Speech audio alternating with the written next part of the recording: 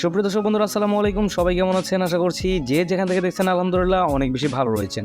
দর্শক বন্ধুরা, আপনি যদি অল্প প্রাইস সেগমেন্টের মধ্যে ভালো একটি স্মার্টফোন খুঁজে থাকেন তাহলে এই ভিডিওটি আপনার জন্য। কারণ আজকে এই ভিডিওতে আমরা কথা বলবো Realme Narzo N53 এই ফোনটিকে নিয়ে। দর্শক বন্ধুরা, এই ফোনটি ইন্ডিয়ান মার্কেটে লঞ্চ হয়েছে বিগত 4-5 দিন হলো। এর বেস ভেরিয়েন্টের প্রাইস রাখা হয়েছে মাত্র 8,000 টাকা এবং এর আপার ভেরিয়েন্ট যেটা রয়েছে 6GB সেটির ভেরিয়েন্টের প্রাইস রাখা হয়েছে মাত্র 10,000 সামথিং। তবে আপনারা বিভিন্ন কুপনের মাধ্যমে কিন্তু এই ফোনটিকে আরও 1,000 টাকা কমে নিতে পারেন। আর এই ফোনটির সবথেকে হাইলাইটের বিষয় হচ্ছে ফোনটির ডিজাইন করা হয়েছে আইফোনের মতো, পাশাপাশি রয়েছে একটি মিনি ক্যাপসুল যেটি মূলত আইফোনে আমরা ব্যবহৃত হতে দেখি।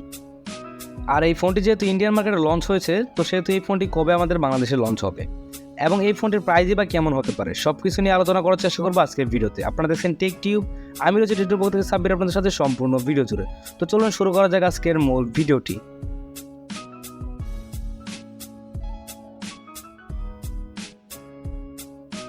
প্রথমে যদি এই ফোনটির ডিজাইন এবং বিল্ড কোয়ালিটি নিয়ে কথা বলি, তাহলে এই ফোনটির ব্যাক সাইড এবং ফ্রেমে থাকছে প্লাস্টিক।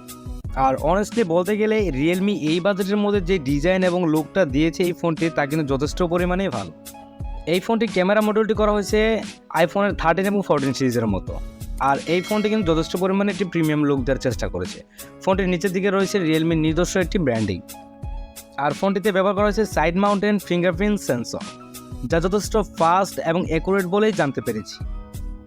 আর পাশাপাশি এই ফোনে থাকছে 3.5mm headphone Jack, type-C salt ইত্যাদি, এবং আরও থাকছে ডেডিকেটেড সিম কার্ড স্লট, যেখানে আপনি 2টি সিম কার্ডের পাশাপাশি একটি মাইক্রো এসডি কার্ড ব্যবহার করার সুবিধাটা পেয়ে যাচ্ছেন। আর ফোনটি মার্কেটে দেশের বাজারে 2টি কালার ভেরিয়েন্টে লঞ্চ হবে, ব্ল্যাক এবং গোল্ড। সো ওভারঅল এই ফোনটির ডিজাইন ল্যাঙ্গুয়েজ আপনাদের কাছে কেমন লেগেছে তা অবশ্যই কমেন্ট করে জানিয়ে দিতে বলবেন না। পার্সোনালি লো বাজেট সেগমেন্ট অনুসারে আমার কাছে এই ফোনের ডিজাইন কিন্তু যথেষ্ট পরিমাণে ভালো লেগেছে। আর ডিসপ্লে সেকশন নিয়ে কথা বলতে গেলে এই ফোনটিতে আপনারা পেয়ে যাবেন 6.74 ইঞ্চের ফুল এইচডি প্লাসের একটি ডিসপ্লে, যার রেজলিউশন হিসেবে থাকছে 1080x2400 পিক্সেল, যা একটি আইপিএস এলসিডি প্যানেল, এবং আরও থাকছে 300 ppi density, 90 Hz refresh rate, এবং আরও থাকছে 400 নিট পিক ব্রাইটনেস। আর 90 Hz রিফ্রেশ রেট থাকার কারণে এই ফোনটির টাচ রেসপন্স মোটামুটি যথেষ্ট পরিমাণে ভালো হবে বলে জানা গিয়েছে। আর ফোনটি ফুল এইচডি প্লাসের ডিসপ্লের কারণে যে কোনো ধরনের কন্টেন্ট আপনারা প্লে করলে কোনো প্রকার শার্পনেসের ঘাটতি এখানে পাবেন না। আর ডিসপ্লের কালার কোয়ালিটিও কিন্তু যথেষ্ট পরিমাণে ভালো হবে। ডিসপ্লেতে এত কম বাজেটের মধ্যে রিয়েলমি আমাদেরকে সাজেস্ট করছে, যা যথেষ্ট পরিমাণেই কিন্তু ভালো বলা যায়। আর এই ফোনটি এটি কিন্তু একটি প্লাস পয়েন্ট।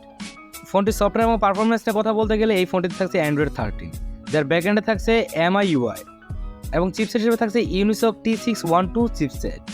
এই ফোনটি ভার্চুয়াল 6GB র্যাম থাকার কারণে এর মেন র্যামের সাথে যুক্ত হয়ে তা কিন্তু 12GB র্যাম তৈরি করে ফেলছে, এবং জিপি হিসেবে থাকছে মালি G57।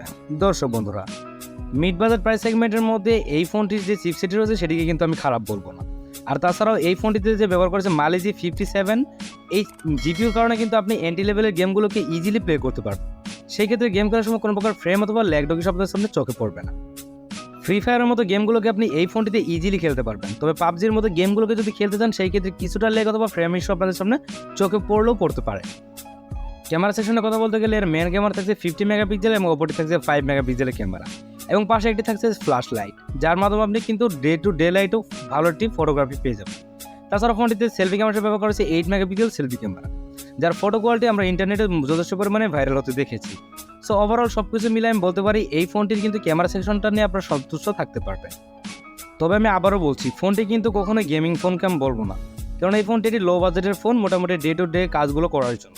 সেই ক্ষেত্রে এই অনুযায়ী এই ফোনটিকে আমি যথেষ্ট পরিমাণে ভালো বলতে পারি। দেন যদি এই ফোনটি ব্যাটারি সেকশনের কথা বলি, তাহলে Realme Narzo N53 এই ফোনটিতে আপনার ব্যাটারি হিসেবে পেয়ে যাবেন 5000 mAh এর একটি হিউজ পরিমাণ ব্যাটারি, এবং এই ব্যাটারিকে চার্জ করার জন্য বক্সের সাথে পেয়ে যাবেন 33 ওয়াট একটি ফাস্ট চার্জার। আর রিয়েলমির পক্ষ থেকে আমাদেরকে জানানো হয়েছে এই ফোনটি আপনারা 1 ঘন্টার মধ্যে ফুল চার্জ করে নিতে পারবেন। তবে ব্যাটারি ব্যাকআপও কিন্তু এই ফোনটি যথেষ্ট পরিমাণে ভালো ছিল। আপনি যদি নর্মাল ইউজ করেন সেক্ষেত্রে প্রায় 1.5 দিনের মতো ফোনটিকে ইউজ করতে পারবেন। তবে আপনি যদি হেভি ইউজার হন সেক্ষেত্রে কিন্তু মোটামুটি 12 থেকে 13 ঘন্টার মতো এই ফোনটিকে অনায়াসে চালাতে পারবেন। দর্শক বন্ধুরা, এবার কথা হচ্ছে ফোনটি দেশের বাজারে কবে আসবে।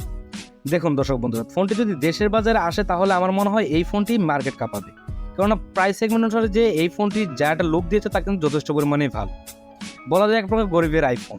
আর এই ফোনটি অফিসিয়ালিভাবে কবে লঞ্চ হবে তা কিন্তু রিয়েলমি আমাদেরকে জানায়নি। তবে আনঅফিসিয়ালিভাবে আপনারা এই ফোনটি এই ঈদের আগে না পেলেও ঈদের পরে অবশ্যই পেয়ে যাবেন।